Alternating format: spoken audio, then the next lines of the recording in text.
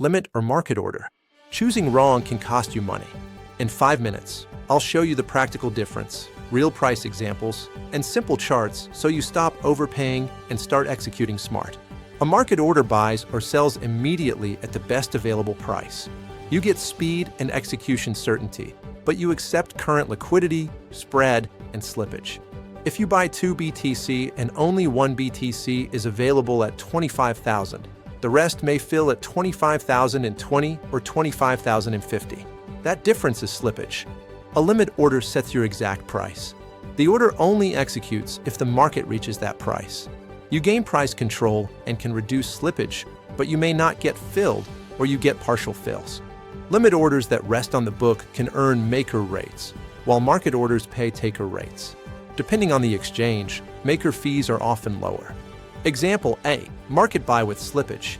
Scenario, best ask ladder, 25,000, 25,020, 25,050. You place market by 1.2 BTC. Execution, 1.0 BTC at 25,000 totals 25,000. 0.2 BTC at 25,000 and 20 totals 5,004. Average price approximately 25,000 and 3.3. Example B, limit buy with partial fill. Scenario, current price 25,000. You set limit by 1 BTC at 24,950. Order book shows 0.6 BTC available at 24,950 during dip.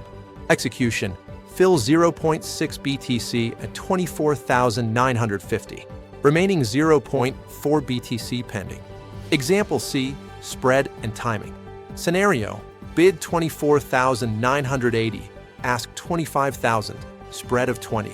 Placing limit buy at 24,990 turns you into best bid. If sellers hit, you may fill without crossing the spread.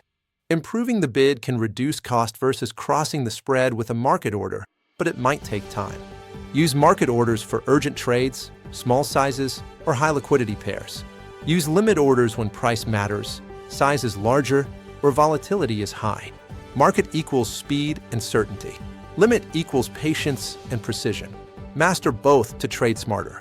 Like, follow, and comment if you want me to break down stop limit and advanced order types next.